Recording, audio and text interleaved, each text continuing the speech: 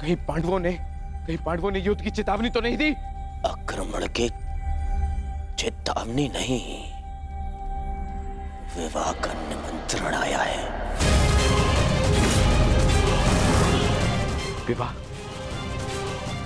किसका विवाह? विराट कुमारी उत्तरा का। किसके साथ? उससे जिसमें साहस के साथ बुद्धि भी।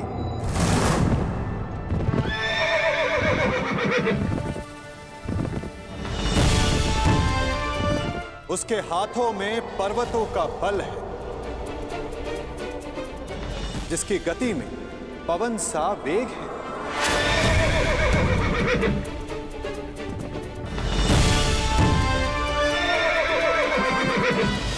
जिसके विषय में तुलना ही नहीं की जा सकती कि उसके बाणों की धार अधिक तीक्ष्ण है या उसका मस्तिष्क।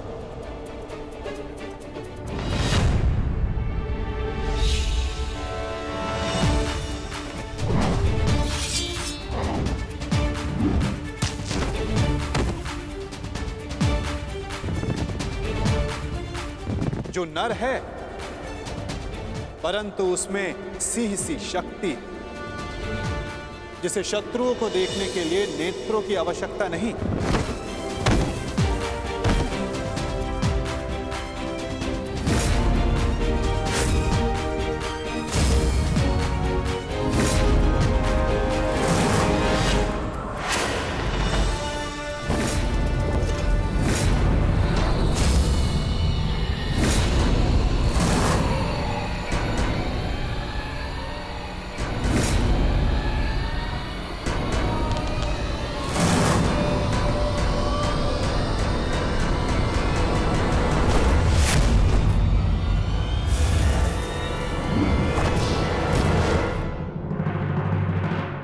जिसकी शक्ति शेष नाग के समान है।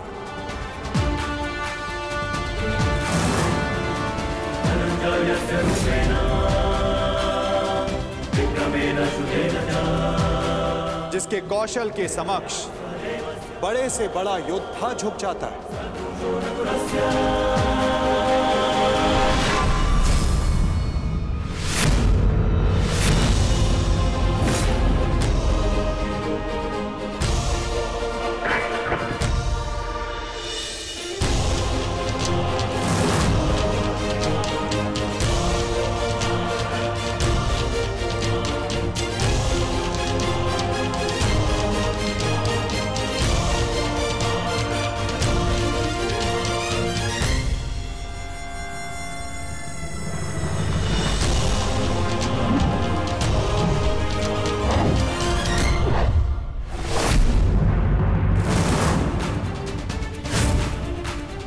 मित्रों का मित्र और शत्रुओं का शत्रु है, जो अपनों के मान के लिए अपने प्राणों को न्यौछावर कर दे, परंतु उसमें तनिक भी अभिमान नहीं।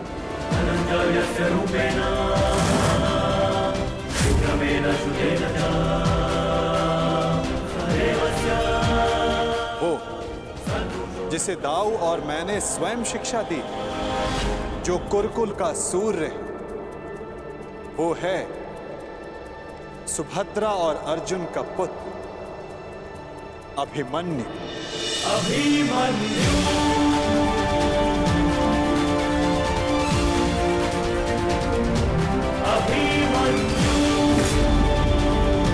वो जितना शक्तिशाली है उतना ही विनम्र है।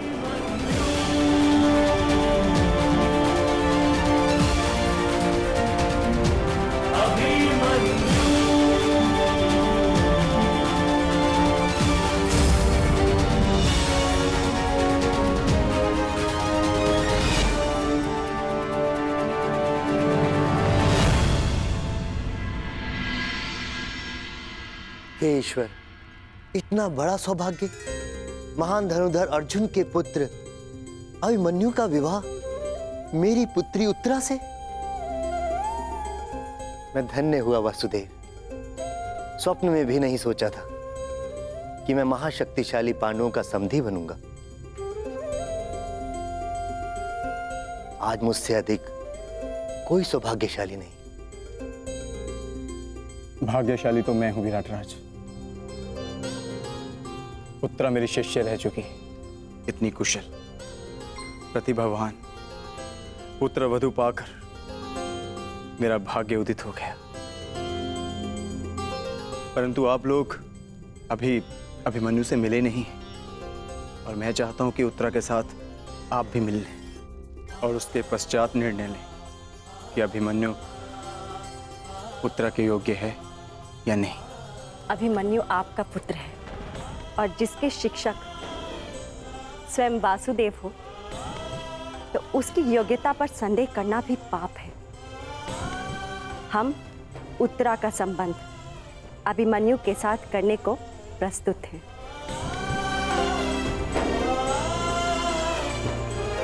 और आपका क्या निर्णय? बधाई हो विराटराज, अब आप पांडवों के समधी हुए।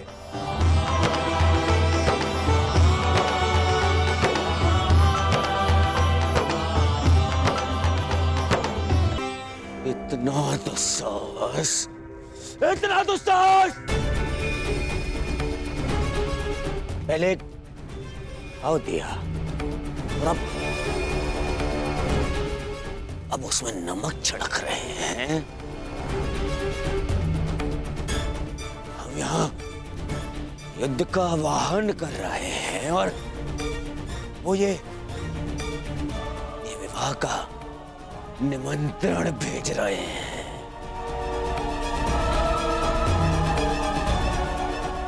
नहीं जाएंगे, हम वहां नहीं जाएंगे, कोई नहीं जाएगा वहां। ना ना ना ना दुर्योधन, हम वहां जाएंगे।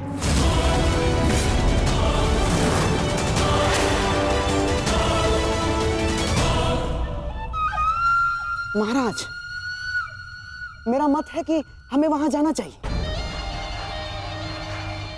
युद्ध और संधि अपने स्थान पर है, और संबंध अपने स्थान पर है महाराज। कुरुवंश के अगली पीढ़ी का पहला विवाह है ये, और हमें निमंत्रण भी आया है। हमें जाना चाहिए महाराज। हाँ?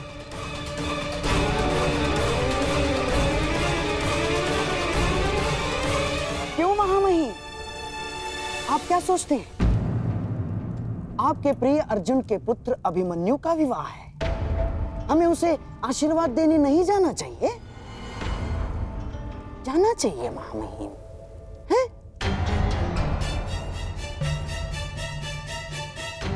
क्यों अंगराज, क्या एक पीढ़ी के बैर का दंड अगली पीढ़ी को देना क्या न्यायोचित है? बोलिए अंगराज। जिनसे युद्ध करना है उनका आतिथ्य ग्रहण करना उचित नहीं है। महाराज, यदि हम पांडवों के अतिथि बने तो वो ये संकेत देगा कि हम उनसे भयभीत हो गए हैं। ना ना ना ना ना ना, अपितु इस निमंत्रण को स्वीकार नहीं किया तो संदेश जाएगा कि हम उनसे भयभीत हैं। महाराज, युद्ध होगा तो होगा, परंतु परिवार से प्रेम का निमंत्रण आया तो हमें उसे स्वीकारना चाहिए महाराज।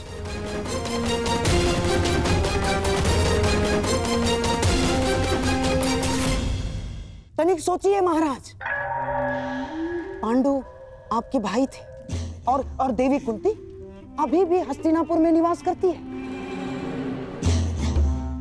तो क्या हम उनसे अपने पौत्र के विवाह में सम्मिलित होने का अधिकार छीन सकते हैं महाराज? देवी कुंती के लिए हमें इस विवाह में अवश्य जाना होगा महाराज। प्रेम का प्रस्ताव आया है, उसे स्वीकार कर लेते हैं। यदि युद्ध की चुनौती आएगी तो उसे भी स्वीकार कर लेंगे। मैं जानता हूं महाराज, आपके मन में अभी इस समय क्या दुविधा चल रही है, परंतु हस्तिनापुर के सम्राट होने के नाते आपके भी कुछ उत्तरदायित्व हैं महाराज। आप समझ रहे हैं ना महाराज मैं क्या कह रहा हूं?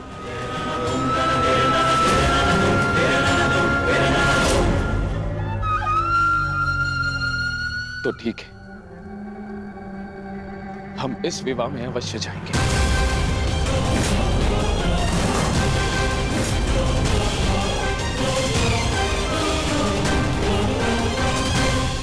कौरव का निमंत्रण देने की क्या आवश्यकता थी वासुदेव? क्योंकि कौरव तुम्हारे संबंधी हैं विकोदर, और हमने निमंत्रण केवल कौरवों को नहीं, हस्तिनापुर को भेजा है, जहां तुम्हारी माता है, पितामह है। इतने वर्षों के पश्चात भी भीम को अपने क्रोध पर नियंत्रण करना नहीं आया।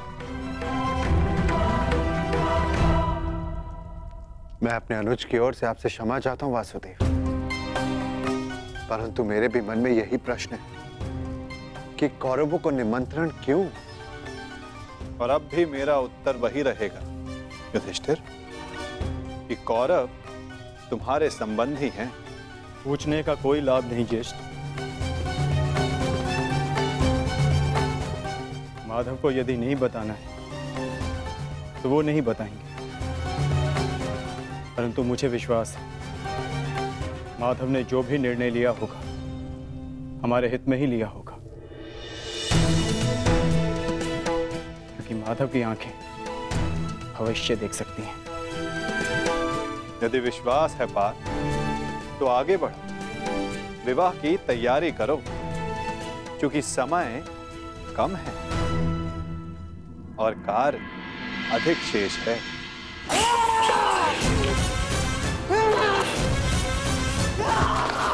मामा जी,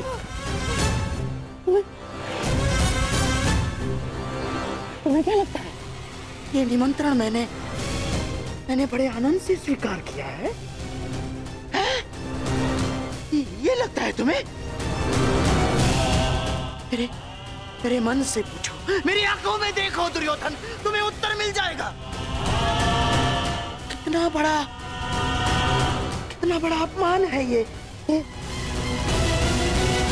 निमंत्रण मेरे लिए, ये निमंत्रण। परंतु यदि इतना बड़ा अपमान था मामाश्री, तो निमंत्रण स्वीकार क्यों किया मामाश्री? क्योंकि एक अपमान का उत्तर देने के लिए अपमान को स्वीकारना पड़ता है दुर्योधन। ये विवाह, ये संबंध, ये निमंत्रण मेरे लिए उस कृष्ण का प्रहार है दुर्योधन। प्रहार, बड़ा दुखदायी प्रहार है, और उस प्रहार का उत्तर देने मुझे जाना होगा दुर्योधन। और मैं जाऊंगा। तुम खड़े क्यों हो? तुम बैठो, मैं जाऊंगा। मैं जाऊंगा। मैं कुछ समझ नहीं पा रहा हूं मामाश्री। उस छलिए ने मुझे हरा दिया दुर्योधन। मैं हार गया। हमने दिग्विजय करके उन्हें मित्र विहीन कर दिया। द्वारका में महाबली बलराम के साथ संधि करके हमने उन्हें आशा विहीन कर दिया। परंतु उस छलिए ने एक ही क्षण में पांडवों को वो सब कुछ दे दिया जो हमने उनसे छीना था दुर्योधन। इस विवाह से उस वासुदेव ने उन पांडवों को राज्य, मित्र, आशा सब कुछ दे दिया। सब कुछ दे दिया दुर्योधन।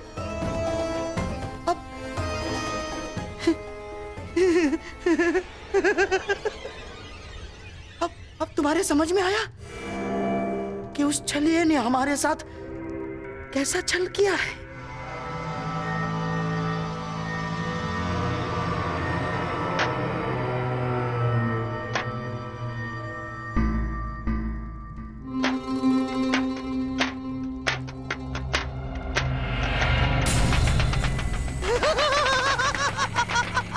साम ताम दंड भेद युक्ति कपट छल कुचक्र षड्यंत्र, कुछ भी प्रयोग करके मैंने इस विवाह को अपशकुन न बनाया तो मेरा भी नाम शकुन ही नहीं।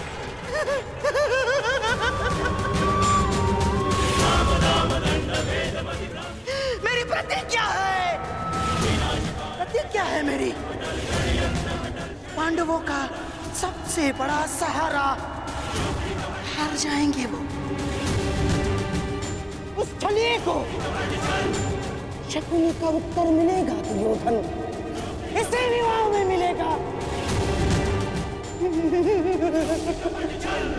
13 वर्षों के वनवास ने न केवल तुम्हारे संयम और पराक्रम को धार दी है युधिष्ठिर, 13 वर्षों की इस अवधि में कठिन परिश्रम और परीक्षण के पश्चात तुम्हारी अगली पीढ़ी भी युद्ध कौशल में कुशल हो गई। अब तुम सबका वनवास पूर्ण हुआ।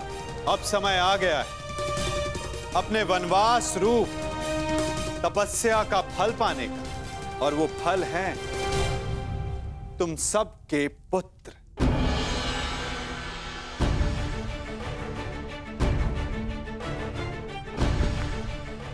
सर्वप्रथम प्रस्तुत है युधिष्ठिर पुत्र प्रतिविंध्य।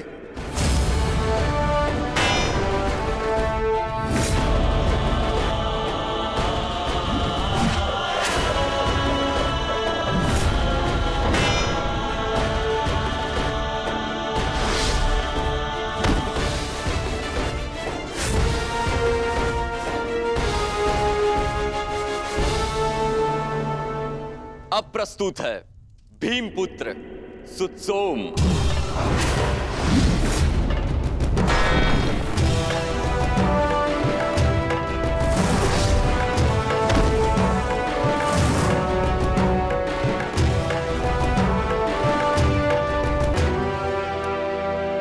अगला शूर है गांडीवधारी अर्जुन का सुपुत्र शुद्धकर्म।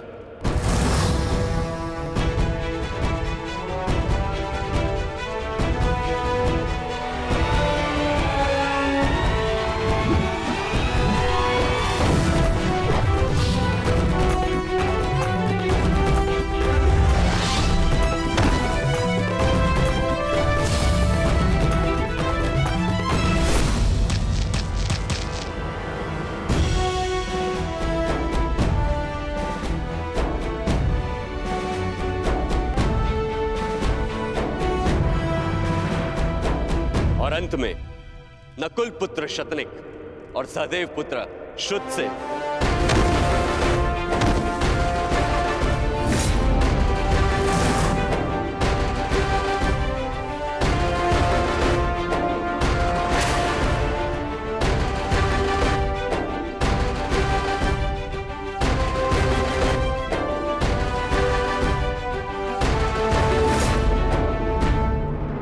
और अब प्रस्तुत होने जा रहा है वो योद्धा जिसने युधिष्ठिर का धर्म भी सीखा है, जिसमें भीम जैसा बल भी है, नकुल की एकाग्रता और सहदेव की चपलता, और धनुर्विद्या में अर्जुन जैसी निपुणता। वो है अर्जुन पुत्र महायोद्धा अभिमन्यु। कृष्णे गुणार्जिता पांडवेषु जये गुणा अभिमन्यु दृश्यन्ते गुणसंचया अभिमन्यु।